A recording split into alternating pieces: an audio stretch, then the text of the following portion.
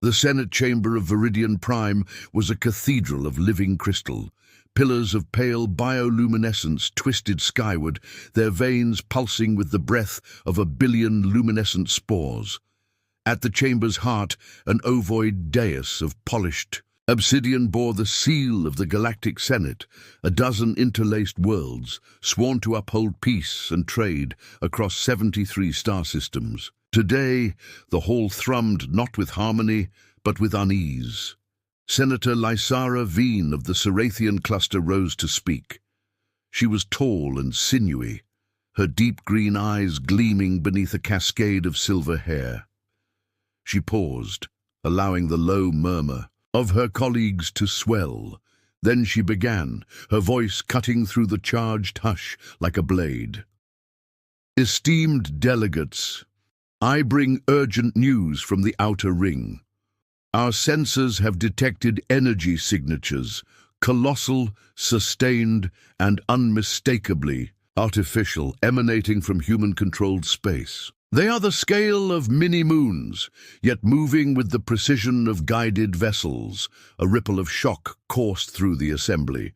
Murmurs rose to uneasy chatter. The human ambassador, Ambassador Jamil Reyes of Sol Federation, stood and raised a gloved hand for silence. His dark eyes, warm with characteristic human affability, betrayed only a flicker of concern. Senator Veen, these reports are preliminary. But Veen would not be forestalled. Preliminary or not, the data cannot be ignored. We have traced a suite of deep space sensor buoys that failed catastrophically under intense gravimetric stress. Their positions correspond to points along the Federation's farthest borders. She produced a hollow projection, an ever-shifting cloud of sapphire points stretching into human space. Each dot flared as she hovered her palm, indicating an anomalous construction site, massive scaffolds, thrumming cores, and, ominously, sweeping weapon arrays. Gasps filled the chamber, but Reyes shook his head. Senator, those sites are part of routine expansion. The Federation must maintain its mining operations in the outer ring. Your interpretation is hasty. Veen's smile was brittle. Routine expansion doesn't require hull plating 5,000 meters thick, nor gravitic accelerators capable of flinging asteroids as kinetic warheads. Before Reyes could reply, a sudden tremor ran through the chamber, soft but unmistakable. The bioluminescent pillars flickered in unison as though startled. Senators exchanged anxious glances. Outside, orbiting Viridian Prime, the Cerathian strike cruiser Auriga's Wrath drifted on silent patrol. Captain Ilya Marov stood on the bridge, her gaze fixed on the main viewer. It displayed the same sapphire anomalies, but now superimposed with her ship's high-resolution scans, internal corridors carved through planetary crust, artillery emplacements the size of orbital stations, and rows of darkened hangar bays, the length of continents. She turned to her second-in-command, Lieutenant Cathor. His four-limbed Cerathian physiology, 2 eyes, 2 antennae, flickered as he processed the matrix. This isn't geological. It's a shipyard, and a massive one. Marov's voice was low, hurtling toward disbelief. They're building weapons the size of worlds. Cathor's antennae twitched. Orders? Marov hesitated. Under Senate protocols, Auriga's Wrath was not to engage. Observation only, but to watch and do nothing as entire planets were repurposed into war engines felt wrong. Keep scanning, record everything. Send the raw data to Senate intelligence. But under no circumstances, do not fire upon them. A soft chime echoed through the bridge, a secure comm channel from the Federation's Central Command. Marov steeled herself and tapped her communicator. This is Captain Marov. I have definitive evidence your outer ring operations exceed civilian scope. Identify yourself. Silence, then a curt response. This is authorized Federation business. Stand down or be branded an aggressor. Marov's jaw clenched. The Auriga's Wrath would not provoke war. but she vowed to reveal the truth.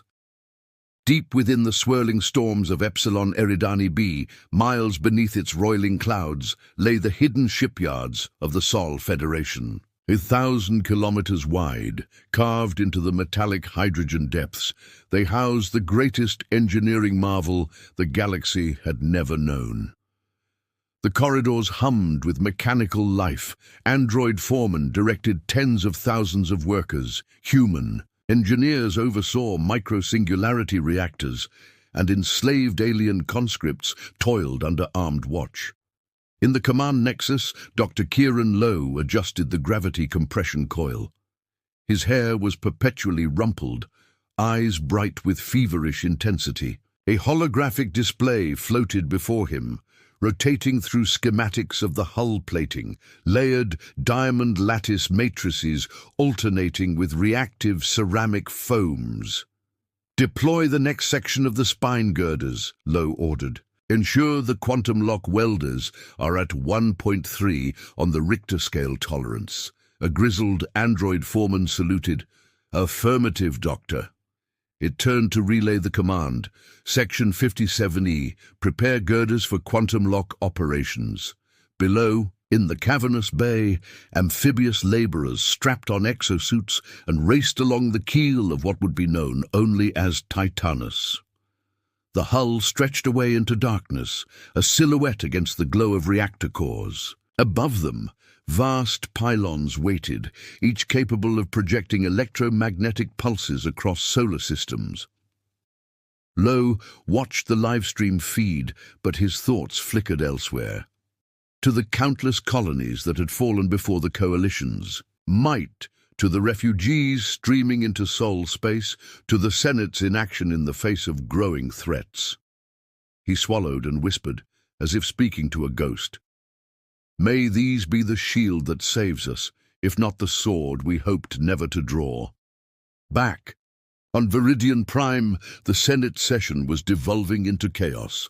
Ambassador Reyes rose again, voice raised. "You dare accuse a founding member of the Senate of clandestine armament? Have you no proof beyond those manipulated readings?" He gestured at the hollow reef of accusations. Senators shouted over one another. Some demanded immediate sanctions. Others warned that a false alarm could break the fragile peace. Vienne's expression grew resolute. "I call for a joint task force, Senate oversight, with assemblies from every coalition represented. We will send neutral observers. If these are mining rigs, we will build them together. If they are war engines, we must decommission them before it's too late." Ambassador Reyes' shoulders slumped, but he nodded. "Very well, I accept your task force, but the Federation will not tolerate any act of aggression against its sovereign territory." A heavy hush filled the chamber. Alliances shifted like quicksilver. Who would stand with the humans? Who would dare point a finger? As the Senate technicians plated the final decree onto the chamber's crystal pillars, Marov's voice crackled through the secure comm. "Senator Vienne, captains from coalition fleets are already moving into position along the outer ring. The risk of miscalculation is growing with every passing hour." Vienne braced herself against the dais. "Then we must act swiftly before a spark in the void ignites the entire galaxy." Night on Viridian Prime was a pale silver glow through the crystal. Vienne lingered in her private sanctum watching the stars. She remembered the old stories. Humanity's first warp jump had been heralded as a gift of exploration, not conquest.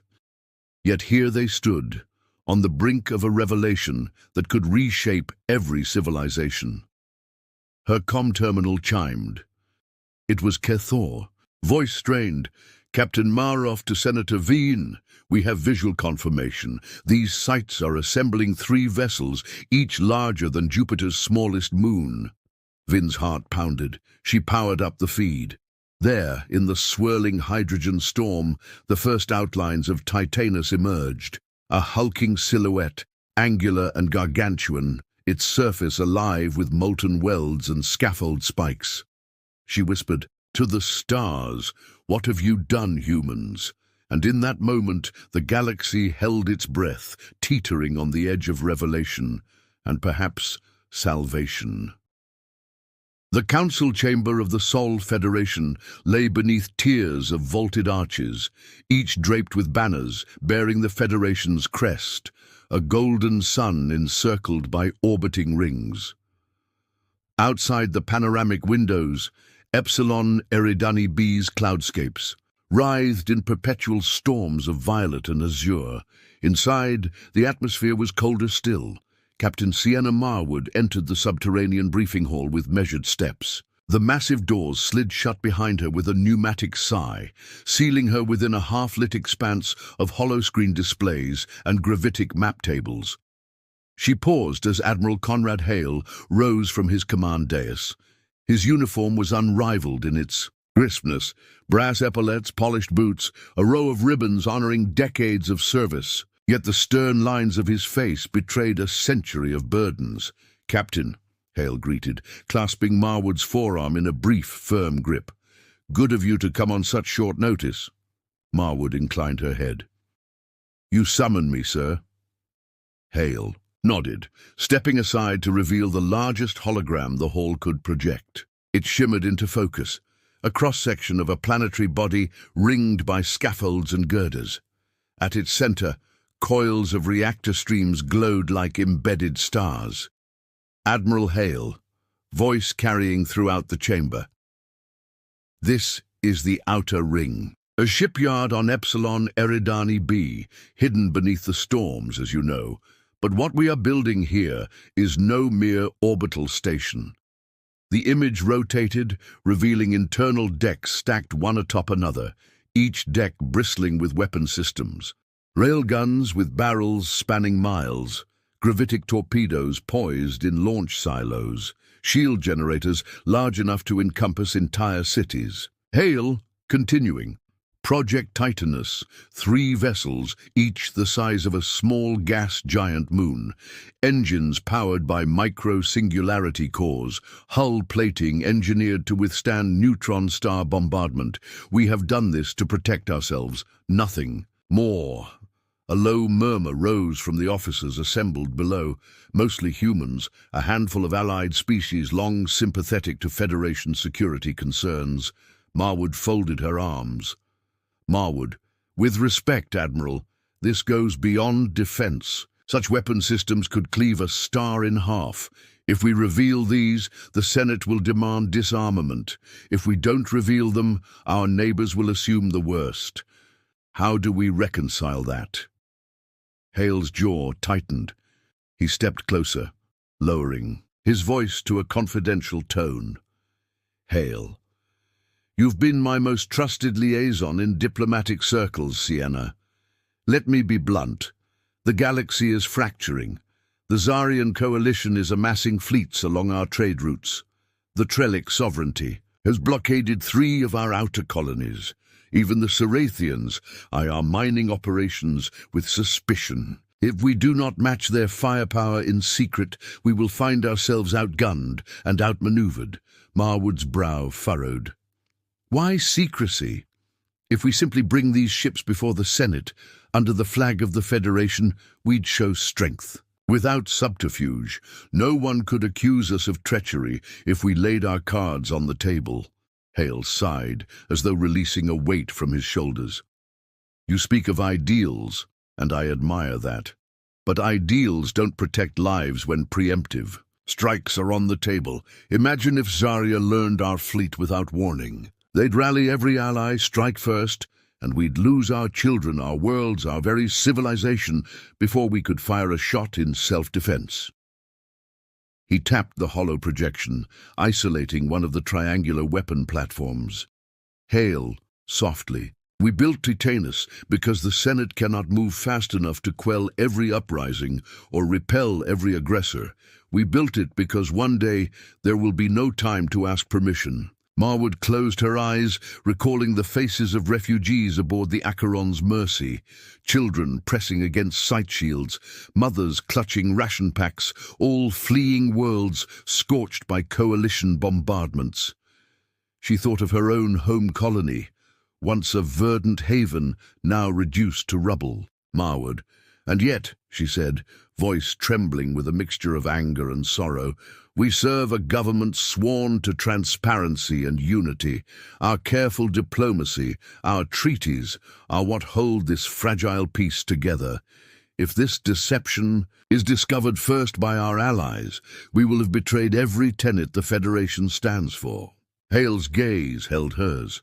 Better we be branded traitors now than corpses later. Silence settled like a shroud. Marwood measured the weight of his words against the ideals she had sacrificed so many times in battle. She opened her eyes. Marwood, steadily. If we proceed, then I'll be your emissary. I'll craft the narrative, an outward facade of mining expansion, a cover story grounded in truth, and I'll station covert observers among the Allied fleets so we can anticipate any moves toward preemption. Hale inclined his head, relief flickering in his weary eyes. Thank you, Captain. Your skills in negotiation are unmatched. You will be given the full archives, everything we have logged since the project began. Moments later, Marwood found herself alone in the archives chamber, a vault lined with data crystals and secure nodes. She tapped her access code and watched. As folders bloomed in midair, records of every weld on Titanus, every cost estimate, every casualty report. She downloaded the entire dataset onto a private holodrive. Her thoughts drifted to the frail threads of truth she would weave into her cover story. Mining rigs, she would say, protective measures against the ion storms of Epsilon Eridani B. Gravitic accelerators, she would claim, were for cargo loading. The reactor cores, perhaps experimental energy sources for deep space colonization. Yet, deep down, she knew how thin such a veil would be. Later that evening, in the Federation's diplomatic quarter on Sol, Ambassador Reyes rose to a tense gathering of foreign delegates. Ships of Zarya, Trelica, Sereth and others lined Sol's orbital rings, each under heavy guard. On the holoscreen behind him flickered unsteady sensor feeds, some showing fragments of Titanus, others ghostly echoes of construction activity. Reyes, addressing the envoys. Esteemed colleagues, the Federation's mining footprint in the Outer Ring has expanded to meet growing demand. What you see are new resource-gathering stations, powered by the latest gravitic and reactor technologies. These developments are open to joint investment and shared oversight. He paused, allowing his words to sink in. Some faces nodded in approval. Others remained skeptical. Marwood watched from the shadows, heart pounding. She had fed Reyes her narrative, and those narratives in turn shaped the initial diplomatic responses. Yet she knew that any sufficiently suspicious mind could decrypt her ruse. As the session adjourned, Thales Zir of Zarya stepped aside to confront Reyes quietly. XYRR, Ambassador, forgive my candor, but you ask us to believe that mining platforms require singularity cores and continent-scale hull plating. Reyes forced a serene smile. It is the frontier of technology, Envoy. We welcome your engineers to inspect. Any time. Thales' eyes glittered. We may take you up on that. Unannounced. Marwood's heart seized. Unannounced inspections would threaten to expose Titanus in its cradle. She slipped between pillars of glass and steel, corners of her cloak concealing her purpose-built transponder. Within seconds, she activated a private channel to Admiral Hale. Marwood, whispering, Thales Zur plans an unannounced inspection. We need to deflect or delay it, or we lose the element of surprise. Hale, voice crackling through static, understood. Activate protocol eclipse. Initiate the ion storm flare-ups around the yard. Claim environmental hazards. We'll send in a Federation safety team to bar all inspectors, citing potential radiation leaks. Marwood exhaled, tension unspooling. I'll handle it. She returned to the gathering just as the lights flickered, a planned disruption. The envoy delegations murmured alarm as emergency sirens echoed beyond the halls. Reyes raised a hand. Reyes, I apologize for the interruption. We will reconvene once safety protocols have been reviewed. As the session dissolved into controlled chaos, Marwood allowed herself a quiet smile. The architects of deceit were at work, and, for now, their design held firm. But in the shadows of her heart, she wondered how long the grandest deception in galactic history could endure before the fragile alliances it protected shattered under the weight of truth. A hush settled over the grand amphitheater of the Sol Federation's diplomatic concourse as Envoy Thali Zir of the Zarian coalition prepared to speak. Polished cerulean tiles reflected the looming image of the planet-sized warship Titanus Prime. On the holoscreen behind her, hundreds of foreign delegates, their uniforms a riot of colors and insignia, leaned forward in their seats. Even the human representatives, accustomed to Sul's theatrical diplomacy, looked tense. Thali's voice was calm, betraying none of the storm raging inside her thoughts. The coalition has long respected the Federation's right to develop infrastructure within its own territory, she began, but your mining platforms, Ambassador, defy both logic and precedent. We see reactor cores that exceed civilian energy needs by orders of magnitude. We see weapons mounts across every deck. We see warships. Ambassador Jamil Reyes rose to reply, but Thali lifted a slender hand to forestall him. Before you protest, know this. Our intelligence is no less precise than yours. We have observed construction on 3 massive vessels, each the size of a small moon, under your outer ring projects. You cannot plausibly claim ignorance, nor can you credibly assert peaceful intent. A ripple of murmurs greeted her words. Trellic delegates exchanged worried glances. Sarathian representatives stiffened. Thali continued, voice steely, I request an immediate joint inspection team, under the authority of the Galactic Senate, to visit your shipyards at Epsilon Eridani B. We demand full transparency, the right to board, to audit the reactors, to verify the purposes of these installations. Reyes' face tightened, but he remained composed. Envoy Zir, the safety protocols for these experiments are not yet finalized. Eon storms in the planet's atmosphere make any visit hazardous.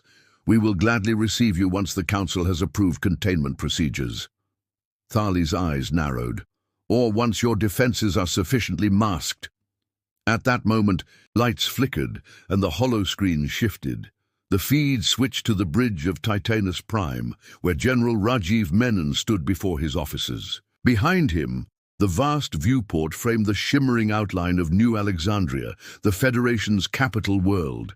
In that instant, every delegate saw it. Clear as day, a single silent warship, its spires and plating unmistakable. A collective gasp filled the chamber. Reyes's composure cracked. He leapt forward. You see only what we allow you to see. That vessel is still under retrofit. Its armaments are disabled. Its shields are offline. It is a demonstration of engineering prowess, not a threat. But the revelation had already ignited something far more combustible than any reactor core. The Zarians reached for their comm devices. The Trellics whispered urgently among themselves. The Sarathians exhaled with suspicion. Cut the feed, Reyes snarled, but Admiral Hale's terse voice replied over Reyes's private channel. Negative. Let them see. Back on the bridge of Titanus Prime, Menon's voice spoke over the universal comlink, measured and resonant. Delegates of the Galactic Assembly, you have witnessed our creation. You have seen that we possess the means to project force on an unprecedented scale. I stand before you now, unarmed. The chamber fell, deathly silent. On every face, the question bloomed. Why? Menon continued. We built these vessels because the galaxy teeters on the edge of war. We built them in secret because we feared that if our neighbors saw them first, they would strike preemptively, crippling our defenses and plunging thousands of worlds into chaos. Today, we offer the ultimate gesture of faith.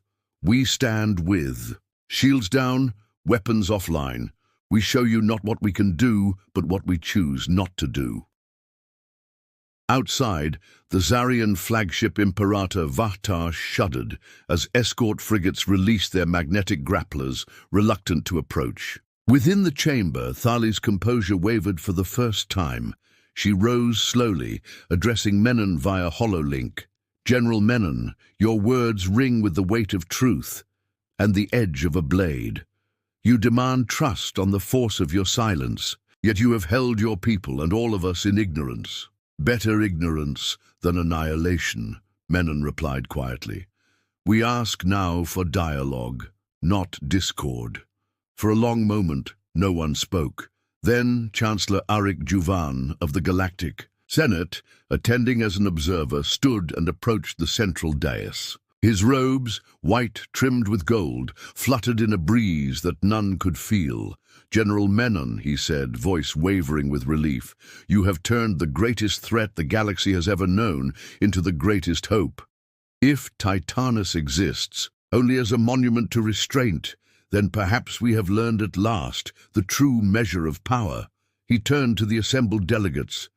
"Let this day be known as the spark of revelation. Let us forge from it a covenant, that no secret, however well-intended, may outweigh the bonds of trust we share." A murmur of assent rippled through the concourse. Envoy Zir's stern features softened. Trellic delegates nodded. Serathians exhaled. Reyes collapsed into his seat, exhaustion and hope warring across his face. Menon's image faded from the holoscreen as the feed ended. Now just the planetary vista of New Alexandria remained, bright with midday sun. Chancellor Juvan raised his hands. "Let the joint inspection commence, on terms agreed by all. Let the Senate oversee Titanus's deactivation protocols, its future missions, and its very existence. We have a choice: to build walls of suspicion or bridges of solidarity. Tonight, we choose the latter." As delegates flooded into private huddles, Ambassador Reyes caught Marwood's eye. She offered him a weary smile, and he nodded, an unspoken pact between architect and diplomat. Outside, the armada of planet-sized warships, once cloaked in secrecy, drifted in formation against the star-strewn canvas. Their hulls gleamed like beacons of possibility, and in that moment, the galaxy held its breath at the dawn of a fragile, hard-won peace. A pall of dawn light filtered through the transparent ovoid dome that sheltered the joint inspection port on Epsilon Eridani B. Envoys, senators and military liaisons from 37 civilizations gathered beneath its vault, each escorted by a human honor guard. The chrome-polished airlock doors slid open to admit General Rajiv Menon, flanked by Captain Sienna Marwood and Dr. Kieran Lowe. Behind them, the hull of Titanus Prime rose like a sleeping leviathan, its surface scarred by weld seams and dotted with scaffolding platforms, now eerily silent. Envoy Thali Jir was the first to step forward, her boots clicking against the metal deck. She studied the ship's facade thoughtfully. "Incredible," she murmured, voice echoing in the cavernous chamber. "Even stripped of its weapons, the scale alone is humbling." Marwood offered a curt nod. "Please follow us." She led the delegation through a wide corridor lined with metric scale schematics etched into the walls, diagrams of reactor cores, thruster arrays, and layered hull composites. Delegates paused to touch the etched diagrams, marveling at the diamond lattice plating that Dr. Lowe had designed to fold under neutron bombardment. Lowe met them at the reactor nexus, where twin micro-singularity engines nestled within containment coils. He held up a datapad, its hollow display cycling through temperature and field stability readings. "These cores generate enough power to reshape an asteroid," he explained. "But as you can see, we've run them at only 10%. Capacity during tests, far below their destructive threshold." Envoys exchanged glances. A Sarathian engineer in the group, her antennae quivering, activated her own scanner and confirmed the readings. "Stable," she reported. "No sign of weaponization circuits." Menon guided the procession to the central command deck, a circular chamber bathed in soft luminescence. At its center stood a single command console, screens dormant. The viewport arched above, revealing the roiling storms of Epsilon Eridani B and, beyond, the distant glimmer of New Alexandria. "Menon," voice calm. "This is the heart of Titanus. It has never been used against any living target. Today, it exists to demonstrate possibility, not to enact destruction." A Trellic delegate, his multifaceted eyes reflecting the storm clouds, stepped forward. "General, what of deactivation? How can we trust these vessels will remain offline once you leave this system?" Menon smiled gently. "We have prepared decommissioning protocols, sealed within encrypted subroutines held by the Galactic Senate's Security Office. Any sign that Titanus is restarted without Senate authorization will trigger an automatic shutdown of its singularity. A cause." He tapped a control on his wristcom. Instantly the lights dimmed and a holographic cylinder materialized above the console. An open data vault titled Senate-Guarded Kill Switch. Delegates peered at the rotating glyphs, reassured. By the transparency, Envoy Zier approached the vault. "I see our signatures are required to authorize any future activation." "Precisely," Menon confirmed. "4 of us, myself, the Chancellor, your coalition's envoy, and Senator Veen, must concur." At that moment, a security alert chimed. Marwood's wristcom crackled. "Captain Maroff reporting in. Unauthorized transmission detected from within the hull. An unknown signal beacon. Possible sabotage?" Marwood's jaw tightened. "General, may we investigate?" Menon nodded. "Proceed." Marwood led a mixed detachment, human marines and Zarian security officers, down a maintenance shaft. In a dimly lit sub-basement, they found a damaged comm terminal, its casing pried open. Sparks flickered from exposed conduits.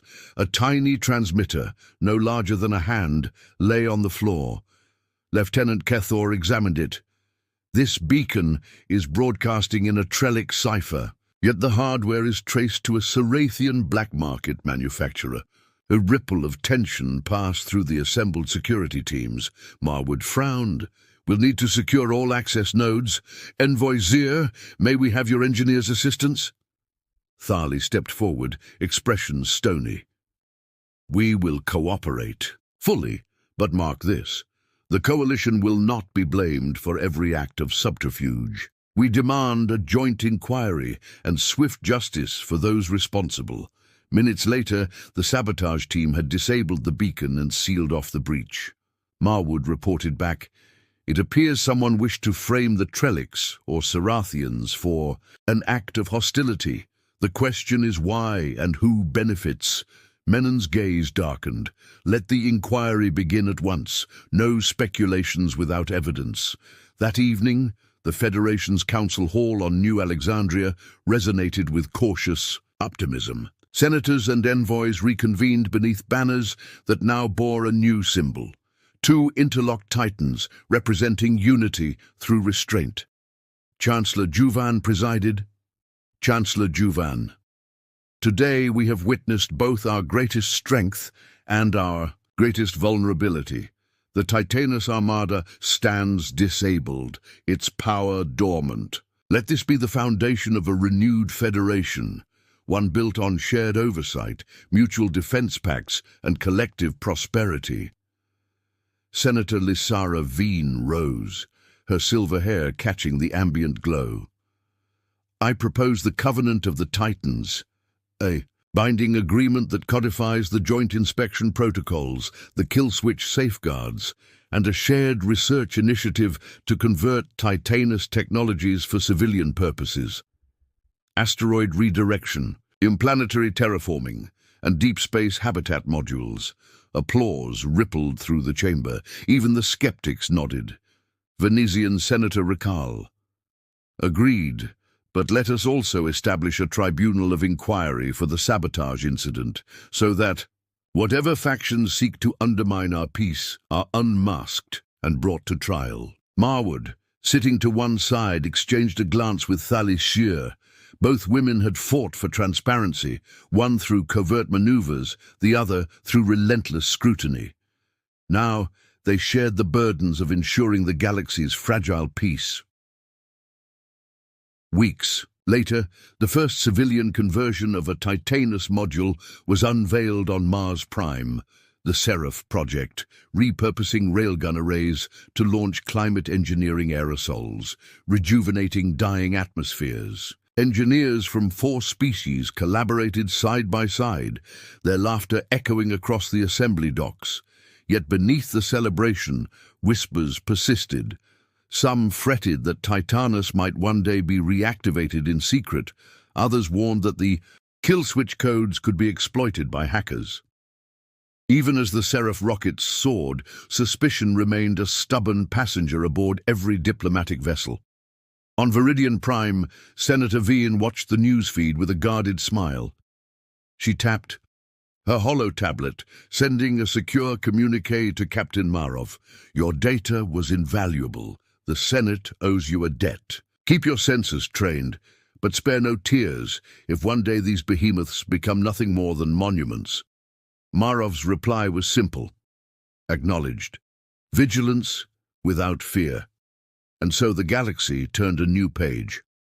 Under the watchful hulls of planet-sized titans, civilizations dared to dream of exploration that reached beyond war.